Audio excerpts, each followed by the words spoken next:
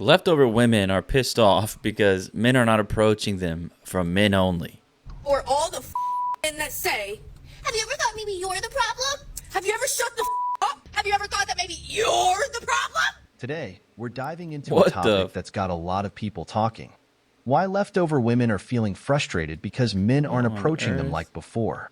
It's a hot button issue, so stick around as we unpack what's going on.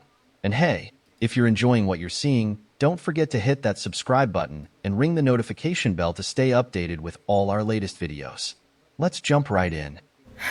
As a late 20s, going into my 30s, single girly, I'm fucking struggling. I am battling between, yes, girl, you're so super independent. Like, go off. Yeah, have your high standards. And then I'm struggling between, like, I need a man. I need a man. Not just any man. A good man. How are you going to go do that? Oh, they're so silly, aren't they? Go They're put so yourself out silly. there. But how does one do that? Because dating apps ain't it. They ain't it. And whenever a man flirts with me, I pull this. They say they flirt, and I'm like, anyway, yeah, so I don't know, but it's getting really hot out here in Arizona, and people are by the pool, couples are by the pool, and they're like flirting and hanging all over each other, and it's kind of hot. And I just think back to that feeling, and that feeling is kind of unmatched. I'm not gonna lie. When you have a good connection and you're like, oh yeah, water, pool, hots, sun, tan, abs. Like, what the fuck? Okay, so this is the same girl that was in this video I made. Hopefully you can see that. Yeah, you can see that perfectly fine. So she was in this video that I made a couple days ago, and she was getting triggered over the concept of the wall. And I chose this specific frame because she just mentioned abs. And maybe this is her hibernation body, but she was probably talking about the man having abs. And I have to wonder why a man with abs would tolerate a woman who is not also in good shape. I don't know, maybe he has a fetish or something like that. Maybe he's got a type. But, this is another example of women getting away with having a poor physique while also wanting a man who is in shape, and in this case has visible abs. And I've got this clip ready for you guys, and I'm only going to play the first part, and then because I don't want to get copyright claimed, so let me play this here. I, as a plus size girl, wouldn't date someone who's plus size, because Okay, so I mean that's pretty much all I wanted to show. And then she goes on to also say, I want a guy who I can look at and admire and be like, oh, like, I would like to be that way. I would like to date someone who's fit, obviously, because I want them to be strong. And, all this stuff. They can also help me improve my fitness journey, because I truly believe that in a relationship with someone, you two influence each other so much. So she's going to influence him to be more like her. Is that what she's saying?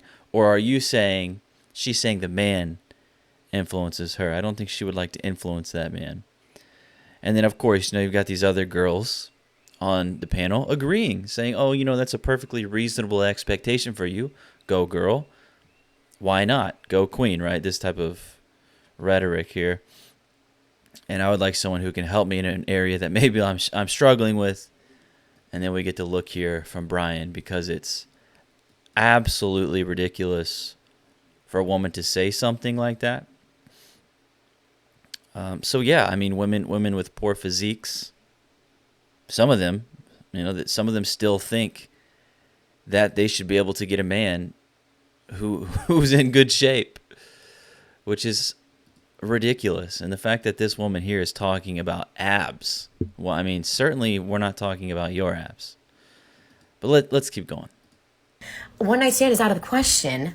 I know that that's not how we're supposed to function as a society, but that was so 27 of me. What is the answer here? Does your girl get lower standards? Does she keep them high forever and then just use what's in her nightstand, or does someone eventually just pop up? Okay. All right. So the fake nails, the tats, the poor diet, all the cliches, you know the drill. And I mean, I don't want to rip into her personally too much, but the cliches, right? They're certainly there. What I do want to mention though is something I've recently woken up to, and it's women and their toys. All right. So as she so casually mentioned here, the thing in her nightstand that she uses, it is weird. I've broken the paradigm and have realized that women using these toys is also very strange. Now hear me out. I also believe things like fleshlights are weird. And you better believe that women do too. All right. So I'm at least consistent with this. They are not. Because to them it's like female toys are liberating and empowering. And then the male equivalent of that, it's like incel-y and weird. And so, I mean, men definitely get critiqued and they get a lot of shaming for using these things. So women should also. They should not feel proud to tell everybody that they have one of these in their nightstands fired up, ready to go whenever they choose. It's strange, and it is a turnoff. So yesterday I mentioned women freezing their eggs is a turnoff, and now today I'm saying women like this that use toys on themselves is also a turnoff. So I'm on a roll here. I'm on a roll. Let's keep going. Like, I'm struggling. This is for all of the single ladies that are struggling between staying strong, being independent, and then also just wanting it. Just stop. If you're Swallow your pride. if you're like me, I feel you. You see, there's been this seismic shift in the dating landscape, and it's got a lot of men scratching their heads. The culprit? The women's independence movement. Now, before you hit that dislike button, hear me out. It's become increasingly clear that the pursuit of independence has inadvertently led to a staggering sense of loneliness among women. Think about it. All that emphasis on being fiercely independent might have left many women stranded on the lonely island of singledom. And let's not forget about feminism. Once hailed as the harbinger of equality, it's now under fire for its broken promises. You see, it's not just about having high standards. It's about women embodying qualities that make them desirable. But here's where it gets tricky. Women often find themselves stuck in a cycle of unattainable standards and unrealistic expectations. Meanwhile, men are waking up to the harsh reality of traditional relationships. They're tired of the servitude, the control, the emotional neglect, and let's not even mention the financial ruin. It's no wonder they're tapping out of the dating game altogether. But wait, there's more. Let's talk about women's dating habits. Ever noticed how they always seem to be aiming for partners who are way out of their league? It's like they're playing a game of romantic roulette, except they keep betting on the wrong number. And what about those women who constantly find themselves single? It's not for lack of suitors, mind you. No, it's because they're too busy believing they're the prize to be won. Newsflash, ladies, men aren't interested in playing that game anymore. Now, I'm not saying women should throw in the towel and embrace a life of singledom. But maybe, just maybe, it's time to reassess those high standards and take a long, hard look in the mirror. After all, finding love isn't about being fiercely independent. It's about being the best version of yourself and allowing love to unfold naturally. The truth hurts, but someone's got to say it. And if you're a woman wondering why your love life resembles a ghost town, well, now you know where to place the blame. Can we please talk about the epidemic of dating in Toronto? Because the dating pool is not even a pool. It's not even a puddle. It's like a raindrop. Granted, dating apps are the absolute worst, but I feel like in Toronto, they're especially broken because I go on them and there's no normal people. Zero. Like, bring back normal people. It's either that or people have the personality of a brick wall. It's literally talking to cement. It's so, like, no personality, no brain cells, no thoughts, no charisma, nothing. or they're just like super misogynistic, and like they love Andrew Tate, and they have like no thoughts of their own, or they say that they're not political, which is also like, I don't know about that one, especially like given the times. And yeah, there's just, Ugh. they're broken, and the dating pool is broken. It's actually, I think it's like a public health crisis at this point. It's an epidemic. So anyways, this is my little rant about the dating pool in Toronto, especially as a brown girl. It's not the best. It's time to have a Okay. So, okay, there's a lot there. So she's critiquing the men she's meeting essentially for having no charisma, as she puts it. But I think a lot of these ladies would be shocked to be told they themselves are anti-charismatic, and being like super obsessed about a person's political opinions on a first date certainly would be anti-charismatic. All right, and so like chicks like this, they have a way about them that is like standoffish and entitled. And so they also are not good at holding conversations, and they expect a man to like shield them from any sort of awkward silences that might occur on a date. Like it's all on the man. So a lot of these ladies show up with I'm here to be entertained. Entertain me. Wine and dine me and entertain me. Which in itself is not charismatic at all. And so, I mean, charisma, my goodness, don't get me started on that. Charisma is a foreign concept to a lot of these modern ladies. They are literally the boring wall that they criticize. I mean, give me a break. They wouldn't know charisma if it was handed to them on a silver platter. And then she's also offended at the Tate supporters and their misogyny.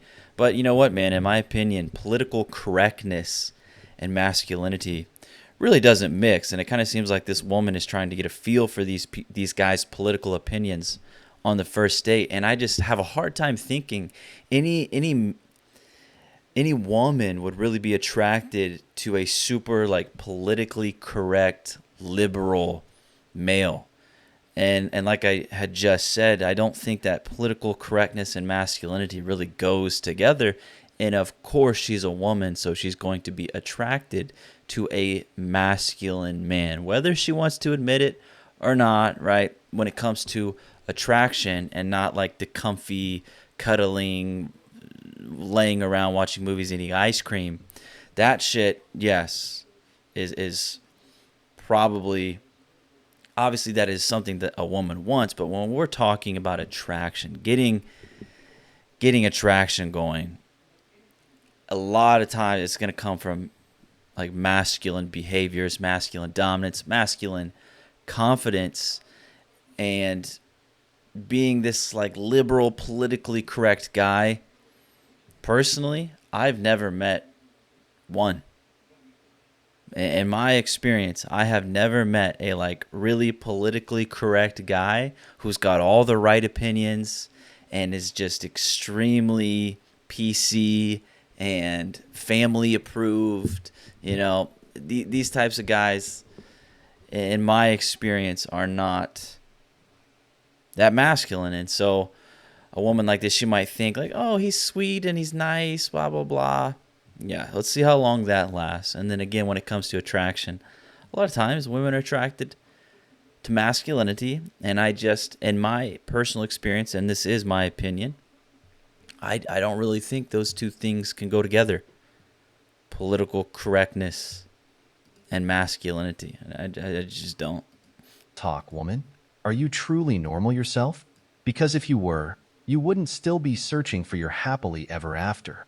Take a moment to reflect on where you stood in the dating pool before it started to feel like the water was evaporating around you. But here's the thing. They might fake like a political correctness, but then when they're really with their bros or when they're alone, they are misogynistic, maybe even like racist. I mean, it's silly.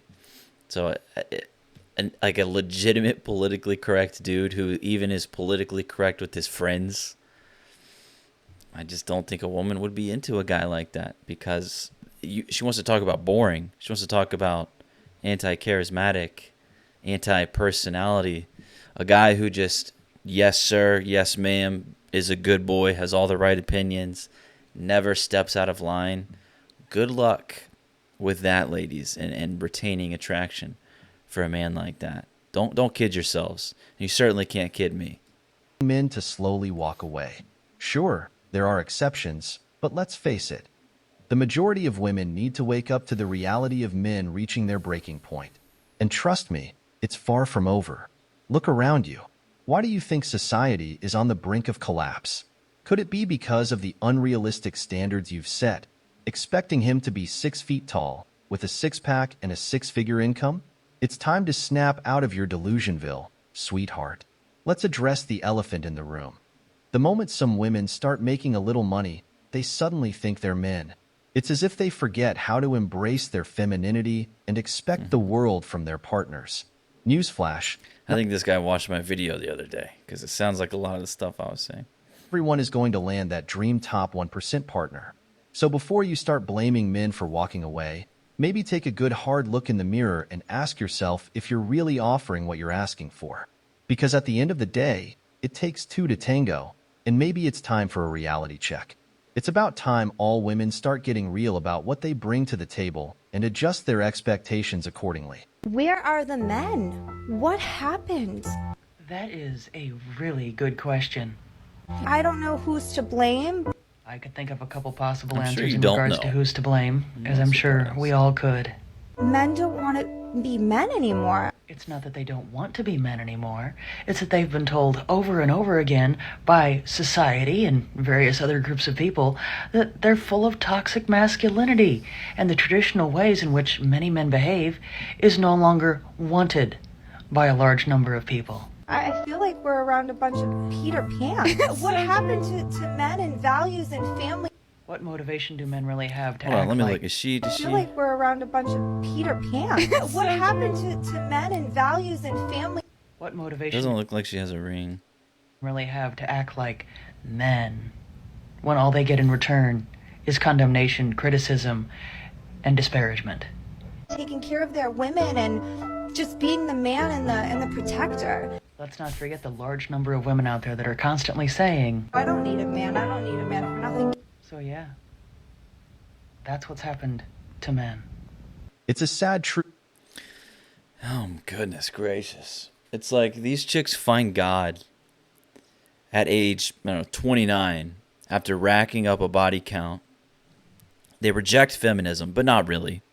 They buy a bunch of Jesus Christ jewelry like this woman here. They get the necklaces, they get the earrings, they get all the merchandise. They start denouncing abortion and asking what happened to all the God-fearing men that provide and protect the traditional men that want marriage. It's like, how convenient. How convenient. And like this woman here, she doesn't have a ring. She's saying, what happened? Like, what's with all the Peter Pans? Well, lady, your time to get the ring is when you're young and in your fertile prime. And then a man's time is very different. It's older. It's just, we are not on the same clock. Certainly not. And I saw this tweet today. Fucking, hopefully can't really hear those dogs. And I saw this tweet today, and it said that we encourage women to get married and settle down when they're past their prime. And we encourage men to get married and settle down before their prime, which I thought was interesting, and it's very true. Hold on. And this lady, she knows exactly where to find these men, doesn't she? Just go to your local gynocentric church where they stock 304s like you wholesale. I mean, seriously. And then leave him, like, right? Leave this guy, because that's what she's going to do.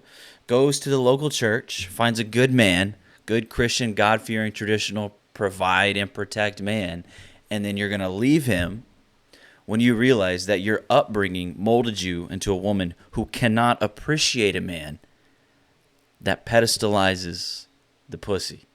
All right? That misandrists disguised as feminists have wreaked havoc on male culture and values in Western society. Toxic feminism and misandry often go unchallenged, perpetuating harmful stereotypes and attitudes towards men. The word feminist has been twisted and distorted, losing its true meaning of advocating for gender equality. For decades, men have been bombarded with the message that women don't need them, that they can do anything a man can do, and often better.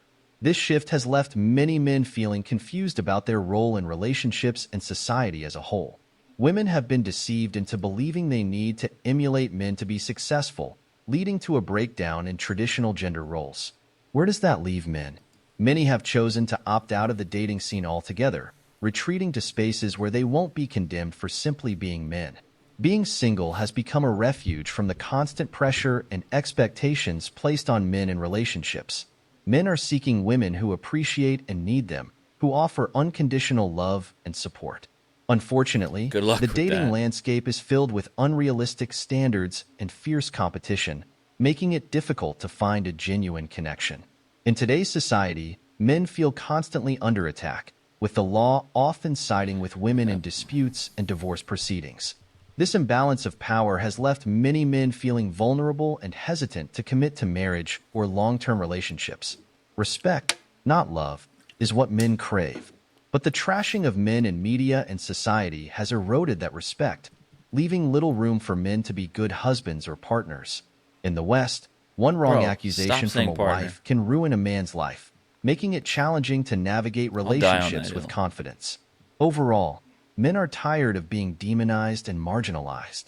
They want to be valued and respected for who they are, without the constant fear of being vilified for Like these ladies will call their boyfriends and husbands partners and then expect him to die for her.